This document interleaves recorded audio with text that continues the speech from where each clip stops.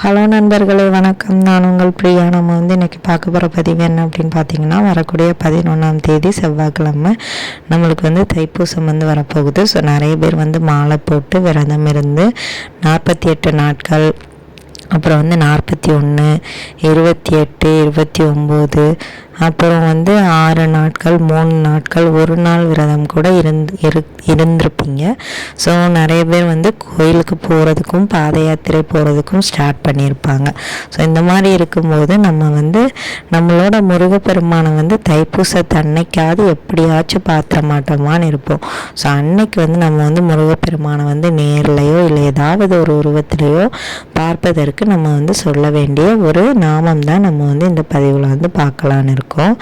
அதுக்கு முன்னாடி நீங்கள் இந்த பதிவை பார்க்கக்கூடிய முருக பக்தர்களாக இருந்தீங்க அப்படின்னா மறக்காமல் ஓம் சரவணபவாங்கிறத நம்மளோட கமெண்ட் பாக்ஸில் கமெண்ட் பண்ணுங்கள்.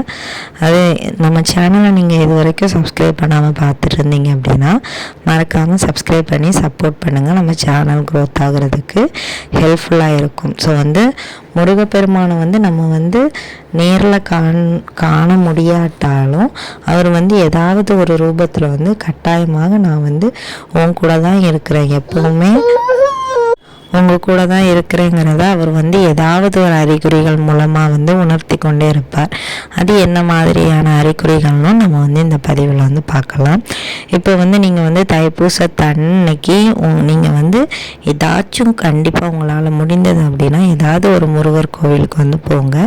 இல்லை கண்டிப்பாக சிவன் கோவில்லையும் முருகர் இருப்பார். அன்னைக்கு முருகர் கோவில் நம்மளுக்கு சரியான கூட்டமாக இருக்கும். ஸோ முருகர் கோவிலுக்கு போக முடியாட்டியும் வேறு ஏதாச்சும் கோயிலில் முருகப்பெருமான் இருக்கிற கோயிலாக அவங்களுக்கு தெரிஞ்சுது அப்படின்னாலும் அங்கே போயாச்சும் நீங்கள் முருகனை தரிசனம் பண்ணிட்டு வாங்க. கட்டாயமாக தைப்பூசத்தன்னைக்கு நம்ம முருகப்பெருமானை தரிசனம் பண்ணுறது அவ்வளோ ஒரு நன்மையை நம்மளுக்கு தரும்.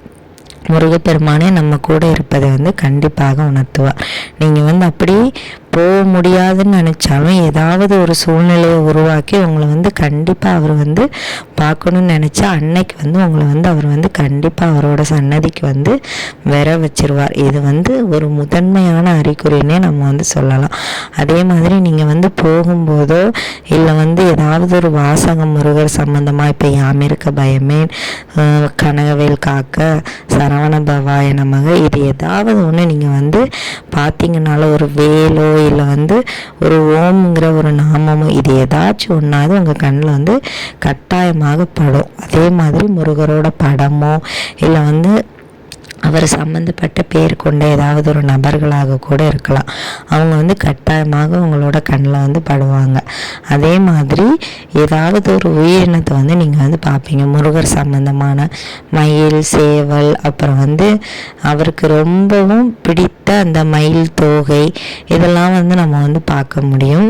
ஸோ இந்த மாதிரி முருகர் சம்பந்தமான ஏதாவது ஒரு உயிரினத்தை நம்ம பார்க்கலாம். இல்லை முருகரோட அந்த ஒரு சுயரூபம் கொண்ட ஒரு வேலோ ஒரு துணியில் அவரோட நாமம் ஓம்ங்கிறதோ போட்டு யாராச்சும் ஒருத்தங்க உங்கள்கிட்ட கண்டிப்பாக யாசகம் கேட்க வருவாங்க. ஸோ இந்த மாதிரி ஒவ்வொரு முறையிலையும் முருகர் நம்ம கூட இருக்கிறத அன்னைக்கு உணர்த்துவார். அதே மாதிரி நீங்கள் தீபம் ஏற்றும் போது உங்களுக்கு மன நிறைவாக இருக்கும். நீங்கள் முருகர் கோவிலுக்கு போனீங்க அப்படின்னா கட்டாயமாக உங்களோட கண்களில் இருந்து கண்ணீர் வருவதை உங்களால் காண முடியும்.